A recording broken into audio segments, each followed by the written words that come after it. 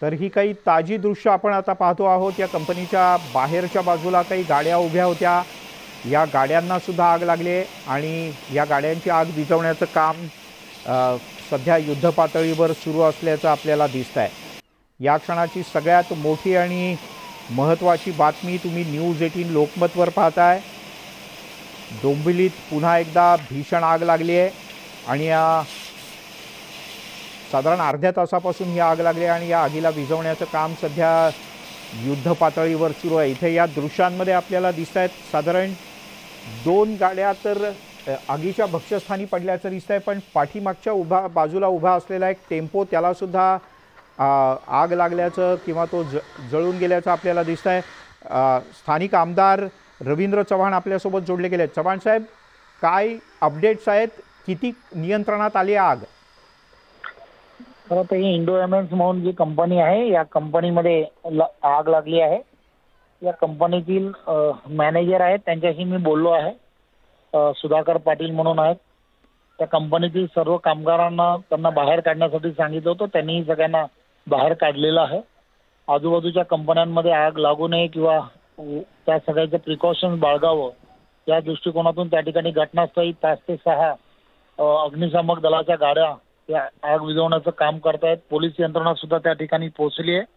बाजूला एक शाळा आहे, शाळेतील विद्यार्थ्यांना सुद्धा त्या ठिकाणून सुरक्षित स्थळी पाठवण्यात आलेलं आहे। आजूबाजूच्या नागरिकांना सुद्धा तिथले कार्यकर्ते आणि स्वयंसेवक हे दूर पाठवण्याचं काम करतात। त्यामुळे लवकरच आग नियंत्रणात येईल असं निदान चित्र दिसतंय। चव्हाण साहेब, मागची जी आग लागली होती त्यावेळेला असं लक्षात आलं होतं की केमिकल फॅक्टरीची आग विझवण्याकरताच्या काही गोष्टींची कमतरता होती अग्निशमन विभागाकडे किंवा त्या कंपनीत सुद्धा। आत्ताची काय स्थिती आहे? फायर बॉल्स वगैरे ज्याला म्हणतात ते ऑलरेडी त्या ठिकाणी आहेत, घटनास्थळी आहेत। त्यामुळे त्या दृष्टिकोनातून प्रयत्न केले जात आहेत। फोम्स मोठ्या प्रमाणामध्ये त्या ठिकाणी वापरण्याचं कामही केलं जात आहे। त्यामुळे या सगळ्या गोष्टीला कुठेतरी नव्याने आदरणीय मुख्यमंत्र्यांनी सुद्धा असा विचार केला होता, परंतु उद्योजक या सगळ्या गोष्टीला विरोध करत होते। त्यामुळे एक धोरण तयार करणं हे सर्वकष गरजेचं आहे। 50,000पेक्षा जास्त कामगार या सगळ्या MIDC मध्ये काम करतात, त्यांच्यावरती सुद्धा बेरोजगाराची कुऱ्हाड येऊ शकते। त्यामुळे या सगळ्या गोष्टीसाठी कुठेतरी एक सरकार म्हणून एक वेगळं धोरण स्थलांतरित करत असताना आखणं गरजेचं आहे। मुख्यमंत्री त्यामध्ये अतिशय पॉझिटिव्हली बैठका घेऊन त्या संदर्भातला निर्णय घेण्यात अपेक्षित आहे। चव्हाण साहेब, तुम्ही इथले आमदार आहात, साधारण किती कामगार या कंपनीत कामाला होते असं काही त्या मॅनेजरने सांगितलंय? सगळ्यांना बाहेर काढलंय सुखरूप? या कंपनीमध्ये एक्झॅक्टली किती कामगार आहेत मला माहित नाही, पण पूर्ण MIDC जे आहे डोंबिवली MIDC मध्ये 50 ते 60 हजार कामगार जे आहेत हे कामगारांची रोजगार आहे।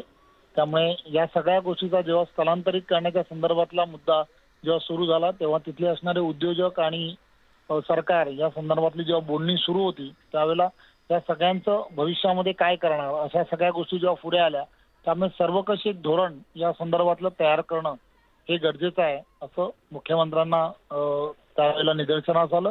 त्यामुळे त्या धोरणाच्या संदर्भामध्ये सरकार म्हणून येणाऱ्या काळात विचार केला जातो। चव्हाण साहेब, तुम्ही स्वतः इथे जाणार आहात का? आणि आता म्हणजे मी मालवणमध्ये आहे, मी मालवणमधून आता जाण्यासाठी तशी व्यवस्था नाही, परंतु लवकरच जे नेक्स्ट जे फ्लाईट असेल त्या फ्लाईटनी मी त्या ठिकाणी घटनास्थळी पोहोचणार। तुम्ही न्यूज 18 लोकमतशी बोललात त्याबद्दल धन्यवाद आणि आपण अपेक्षा करूयात की डोंबिवलीतलं MIDC मध्ये असलेले फायर ब्रिगेडचे कर्मचारी आणि अन्य ठिकाणचे फायर ब्रिगेडचे कर्मचारी इथे तातडीनं मदत पोहोचवतील आणि ही आग प्रामुख्यानं पसरणार नाही, लवकरात लवकर या आगीवर नियंत्रण मिळवलं जाईल अशी आपण अपेक्षा व्यक्त करूयात।